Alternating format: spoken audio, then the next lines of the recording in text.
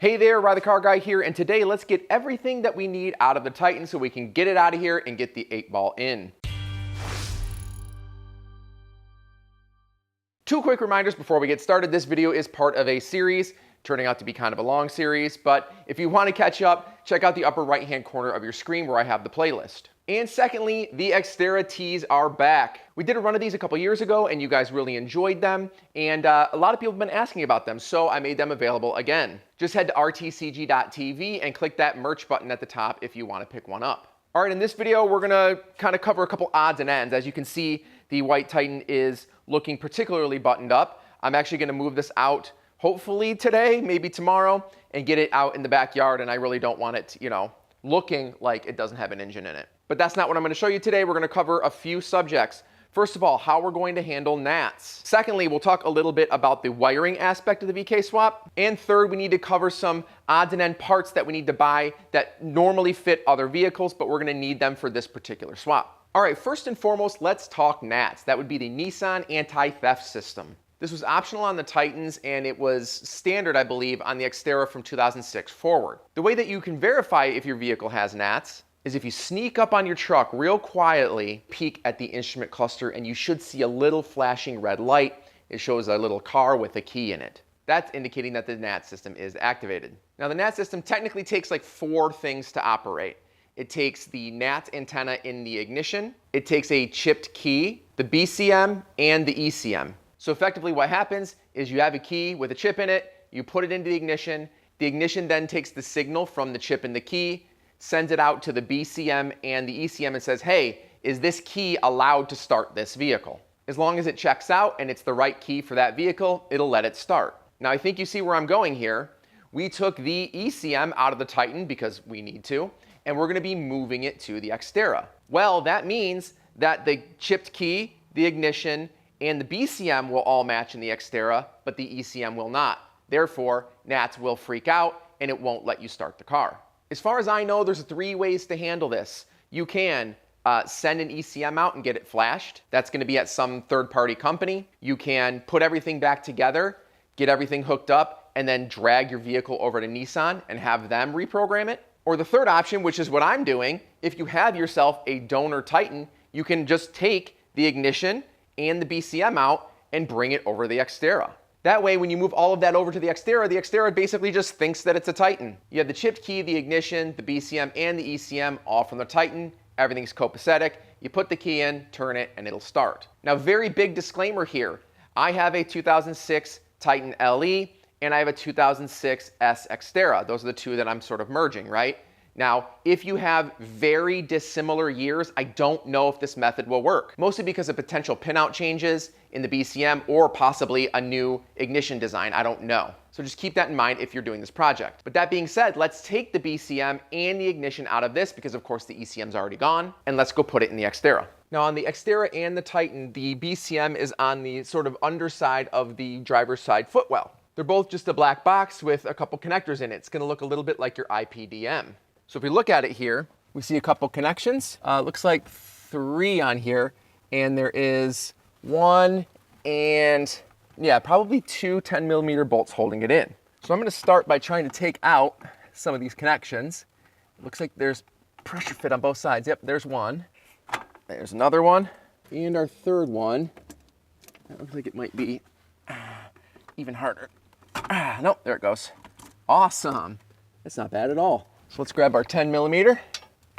Looks like there's one there.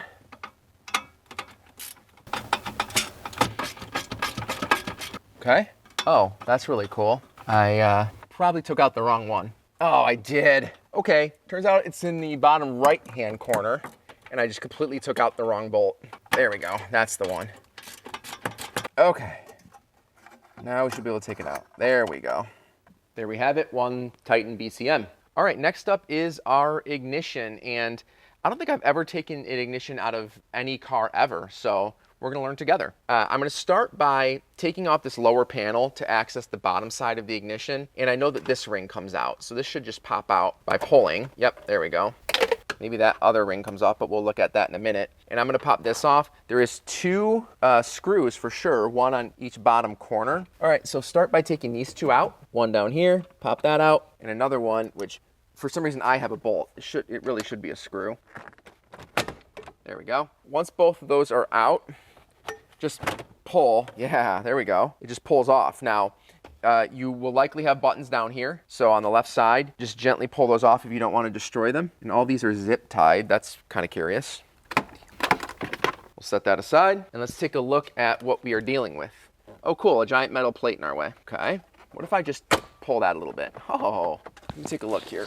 Oh, it's big. Let's remove this plate. It may not help very much, but I just kind of want to see what's going on. These are just a bunch of 10mm bolts here. Pull that off. Oh, wow, that's nice. Look at all that space. This is, oh, I actually probably need that. That's my brake controller for towing. I'm gonna pull that out as well. Now, we should be able to see everything going on here. Okay, this is riveted to the steering column, but I remember seeing someone that pulled just the, sort of like the core out. So I'm gonna continue. I'm gonna take this off. This is already severely cracked. This is probably gonna fail, but I'm gonna pull this off. It should just be literally pulling it, like popping it off here. Yep, please don't break. Oh, and it's broken. Yeah. Surprise, surprise, right? Any Titan owner knows that's how that goes. There we go. That's officially dead. Fantastic. But it lets me see everything going on here now. All right, let me show you this because I think that this right here is our NATS antenna. That would be my guess. It's close to where the key chip is, and it is kind of bolted. If you can see right there, it's bolted to the side of the cylinder. And down here, there's a little electrical plug plugged into it. But this entire unit is like riveted to the steering column. I'm not sure how I'm gonna get this thing out of here. I am gonna start by unplugging the electronics though, because I don't wanna do any damage to them.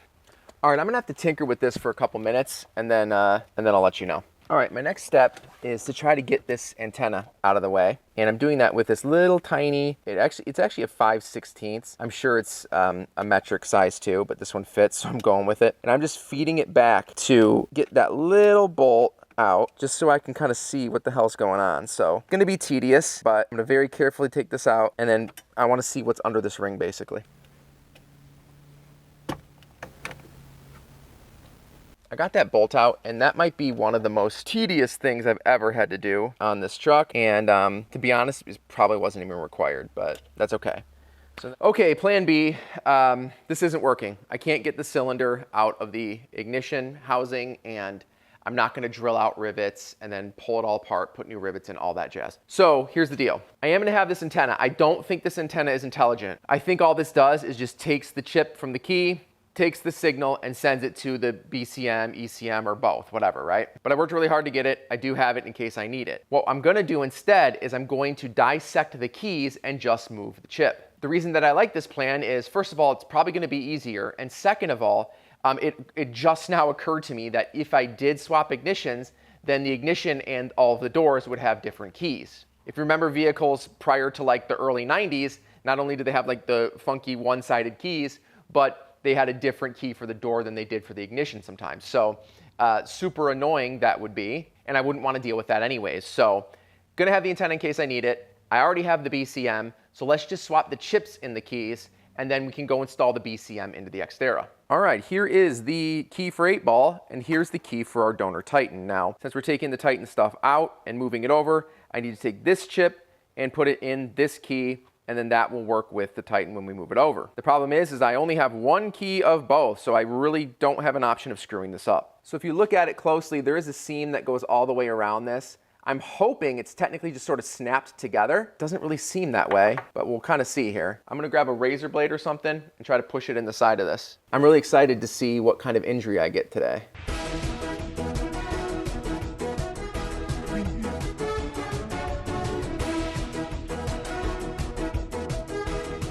Let's grab this. I'm gonna start up here because it's probably not up here, right? The chip would be down here by the Nissan logo.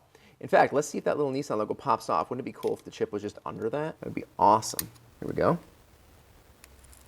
All right, the little logo comes off, and no, it's just a little divot. So, I am gonna take that logo and put it somewhere fun. No way it was gonna be that easy. But now I'm just gonna take this long seam here, and just get this blade in here. There we go. Oh, that popped right in. Turn that. Oh yeah, it's just snapping apart now. Okay. There you have it. That was a heck of a lot easier than I thought it was going to be, and it looks like the chip is right there, down in this corner. Now, here's the problem. Kind of jacked that key up, getting that out. So let's see if I can be a little more gentle on this one. This one is shaped a little bit differently down here. And in fact, that's probably where the chip is. So I'm not going to pry in that area. I'm going to pry elsewhere. Kind of making room for my blade. I want to get in here with a flat head, see if I can separate them. I'm beginning to think this is not a two-piece design, and that's why there's this little rectangle right here. I think that's where the chip is. So I'm going to try to pry that away. Luckily, this is the chip that we don't need, right? This is going to go with all the Xterra stuff. So I'm just going to kind of get in here. Oops. Oh, there you go. It's a puncture wound. Yay. There we go. Come on. Yes. Okay. Looks like it slides in. So I'm going to get some little baby pliers here. Oh, hell yeah. There's that little guy. And the chip appears to be in it. And they are the exact same shape. Hell yes. Unfortunately, I did sort of mangle that a little bit, but at the end of the day, I don't really care. As long as it chip is in there and everything's fine. So I'm going to very gently grab this out. There we go. And that is our Xterra chip that we don't really care that much about. And this one here is the Titan chip, and it looks like it's freaking glued in. Yeah, that's awesome. All right, how sturdy are these things? They look pretty sturdy. It looks like, to me, it looks like there's adhesive back here. We can try to get lucky. Just do this. Just pop it out. Cool. All right, so my plan is to probably just destroy this key. It's probably what I'm gonna end up doing. There we go. I just snapped the key, and that gives me access to the bottom of the chip. And, oh yeah, it is really glued in here. Wow, that is frustrating. Just kind of chipping away at the sides and the bottom. Slowly making progress, kind of chipping away around it, trying not to damage the chip. It would be rather unfortunate. I don't want to like actually rank on the chip itself to get it out. So basically I'm just slowly breaking pieces of plastic around it to try to break it free. All right, I'm getting to the point where I am concerned. I'm worried that I'm just going to break the actual chip, and then we may be totally screwed. So it's a bit odd, but there's a big chunk at the bottom that I think I'm just going to actually sand off. I'm just going to sand it down until it's the same shape as the Xterra one, and that way it'll fit in the slot and I can slide it into the key. Okay, I have some 80 grit sandpaper, and it's happening very fast, so it's actually not a bad plan, I don't think. Just going to keep going. The closer I get, the more careful I have to be, but it's getting real close to its shape. Sure hope Nissan made these things durable. All right, they actually look to be same size and shape now. So if I take this, I jam it in here, see if it'll work. Probably should have checked the orientation, huh? Oh, it's actually keyed. Oh, it fits. Yes. So I have it in the little casing, push it back into the key. Oh, and it snaps in. That's awesome. So now the key will physically fit in the 8-ball, and once we get all of the computers over, it will actually start it. This guy, I'm just gonna shove in the ignition of the white truck and just kind of leave it there. Mostly because we're gonna need to steer it, right? So you need the key to easily steer it. And I'm just throwing all that junk away. Man, if both keys were like this one, where you just slide this little thing out and throw a chip in, how easy would it be to re-chip? I think what I'm gonna do is I'm gonna take this chip, the BCM, and the Xterra ECM and sell it as a unit. So if anyone needs it, just let me know. All right, so we're taking a little field trip out into the driveway where 8-ball is currently resting. And we're gonna take the BCM out of here and then of course swap in the Titan BCM. If we just get our little patties in here, we should be able to take all these off. There's one, there we go. And then our last one, another sideways one, not bad. Well, I was not wanting to play nice, so what I'll do is I'll take the bolts out, which I believe are just 2 right here, and that will drop the whole thing down. Hopefully we'll be able to get it out that way. There we go. And now if we just lift this, there, it comes right out. And now we have a lot more access to it, where I can actually get it out here. Wow, there we go. Damn, that thing's tight. It looks like they have separate brackets, so let's go swap out the brackets and then put it back in place. Okay, so I very faintly put a little T on here, so I know this is the one that came from the Titan, because these things look identical. So this is the bracket we need because it's going into the Xterra. So I'm going to take these off by, it looks like if you just push down on this, this should slide out. There it goes. This one looks like it slides in the side brackets. So I'm going to align this the same way. There we go. And then these, it looks like you have to lift on the back or something. Yeah, I just kind of went like this and then pushed them. There we go. That's actually even easier. So now, just like that, snap it onto this one. Great, let's go put this one in. Okay, so we have our Titan BCM moved over, and all we have to do is just reverse it, right? Plug in our little plugs here, and then screw it in, and we're done. So this has a little hook on the side, and I think what I'll do is just plug it in first. So we have this one. It's keyed, of course. You're not going to do it wrong. So we'll slide this around, throw it in that hook. There we go. Now it's just suspended up there. Grab our screws. Well, there you have it. Those are all securely in there, and the Titan BCM is now in the Xterra. If you find yourself needing a BCM, ECM, IPDM, or pretty much any other Nissan OEM part, you know where you can find it? NissanPartsPolar.com. For years now, Duncan has been sourcing Nissan OEM parts for Nissan enthusiasts.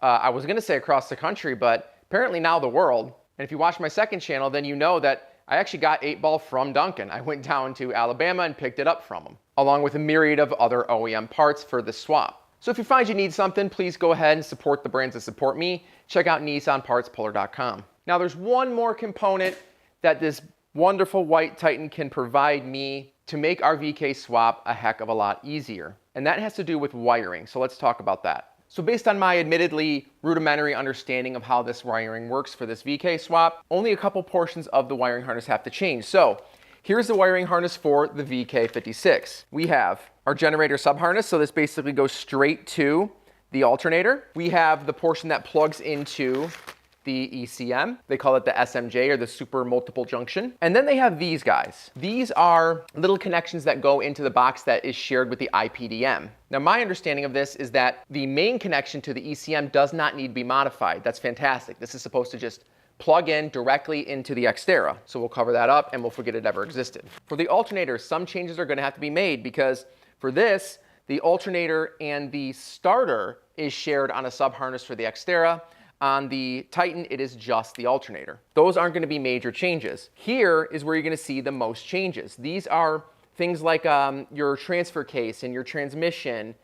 In this case, that looks like, I think that's the starter for the VK56 or the Titan. So in here, most of these, actually, in fact, all of these need to be repinned because even the connectors actually don't fit. So these were pulled out of the Titan. In the IPDM box, they have their own little receivers, and then the Xterra has their own little receivers and different connectors altogether. Now, why they kept this the same and made all of this different, you know, kind of odd, but whatever. And traditionally, when people do these swaps, you would literally just come over here, cut all of these off, right? Then you can get the male heads from the Xterra harness and then wire them all up to the correct wires and plug them in. Now, this is where having a donor Titan can be a really huge benefit for you, because I want to create what's called a jumper harness. And if you've ever installed a radio using those wiring kits from like Best Buy, then you know what this is. I want to take the female connection side from the Titan engine room harness and the male side from the Xterra engine harness and just cut those two off and then flip them around and wire those together. And what that's going to allow us to do is really two things.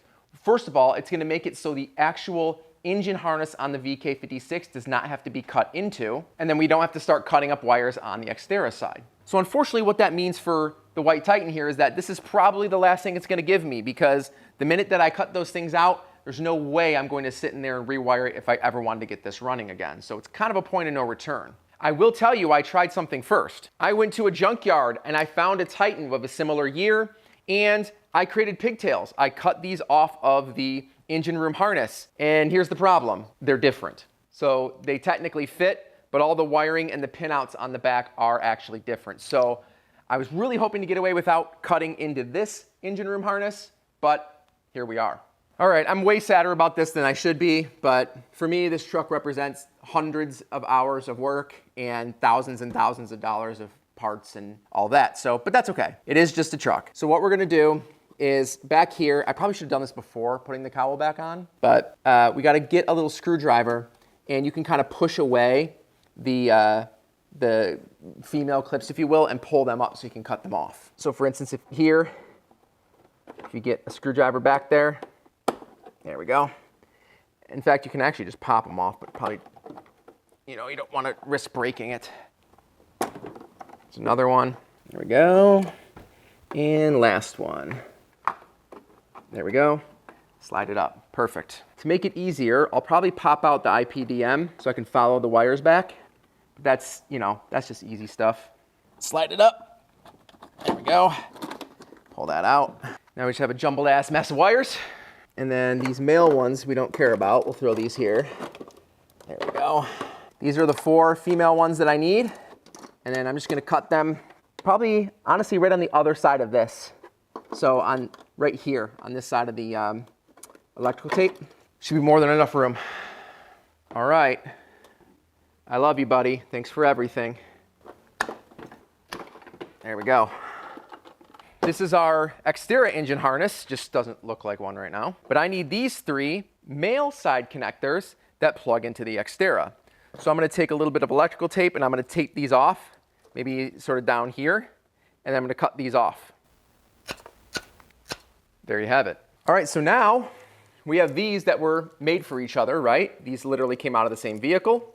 So we plug all these in like this, and now we just have a bunch of open wires without cutting the original harness. Then we turn around, we grab these, we wire them all up to the proper place in here, and now these will plug directly into the Xterra. If you've worked with a lot of wiring, you know how valuable this is. Now, as far as wiring all of this up, I'm still holding out hope that I'm gonna find someone that's gonna be able to do it for me, where I can just ship out all of those connectors and have them, those 3 and 4 connectors, and just have them connect them all together and then ship them back to me. And that way I can just focus on getting this put into the Xterra. But if I can't and I run out of time, I'll figure it out and I'll make a video on it, of course. And there's one more thing I wanna talk about today, and that is gonna be other Nissan parts from different Nissan vehicles that we need to buy and get sent here so we can complete this swap. So let's do that. Now, as you know, what we're trying to do is take the VK56 from the Titan and put it in the Xterra.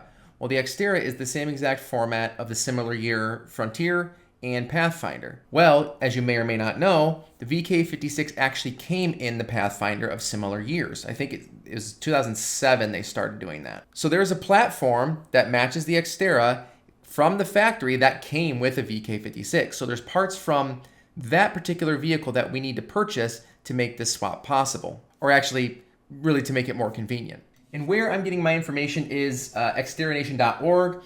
This article I actually mentioned, I think in the very beginning of episode number 1, where JOSX2 wrote up all kinds of stuff for this swap. And the really important stuff here is the shopping list, right? This is what we're talking about right now.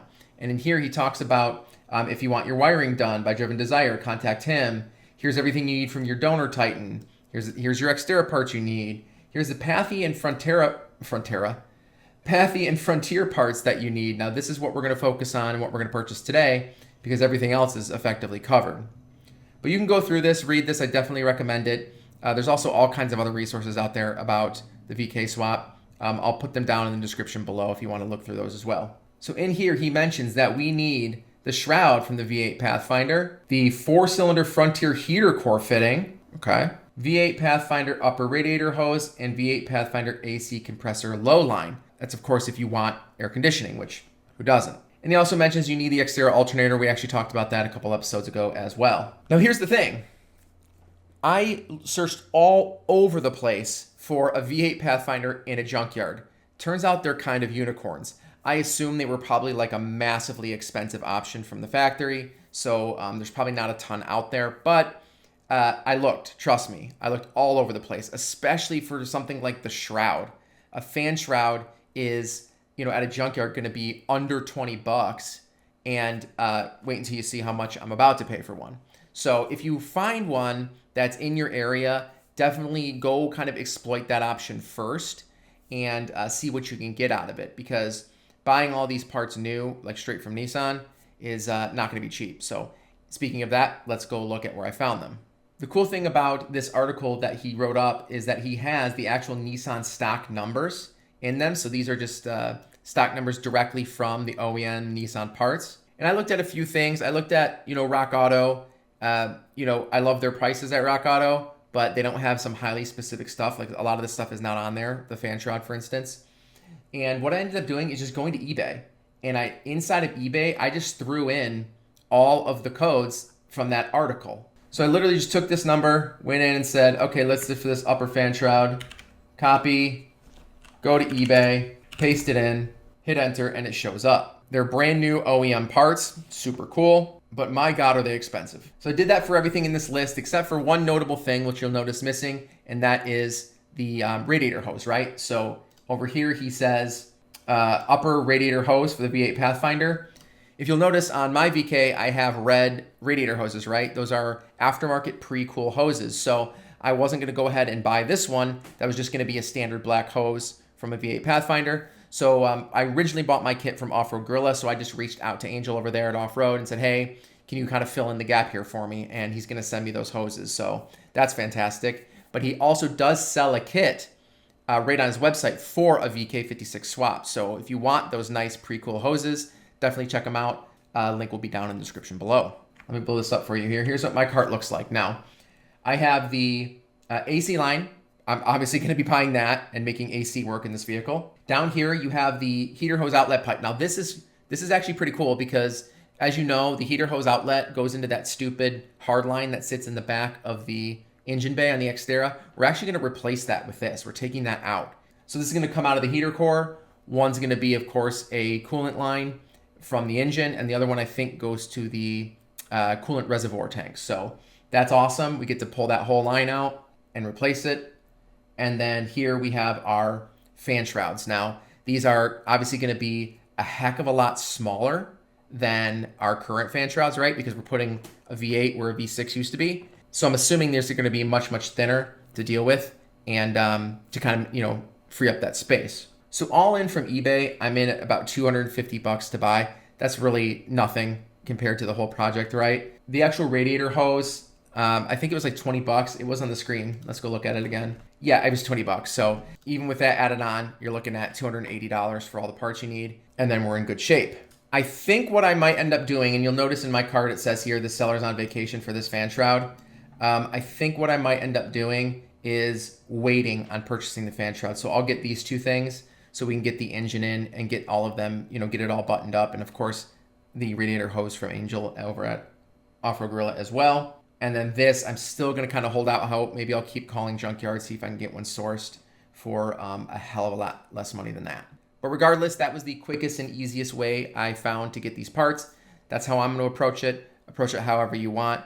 Of course, like I said, junkyard V8 Pathfinder is going to be your best bet, but good luck finding that. That's going to pretty much do it for this video. Thank you so much for sticking around. And although it's a bit of an unconventional video, it's certainly absolutely critical to the VK swap process. All the wrenching in the world is not going to get your truck to start when you're all said and done if you don't deal with NATS. And it certainly won't run if you don't get that thing wired. So if you have any questions about what we covered today, please go ahead, put them down in the comments down below. If you like this video, please go ahead, scroll down, click that like button. Of course, subscribe for more content. We're about 3/4 of the way through this project. And after that, we're just gonna keep on going with Nissan truck and SUV stuff, so be here for it. Don't forget, if you wanna support the channel or help me along with this project, the Xterra t-shirts are back out and available. And if this video saved you a lot of time or money, you can always send me a super thanks. Just click the super thanks button down below. Next up, very exciting video. We're gonna start getting the V8 tucked into the 8-ball. Till then, guys, see you later.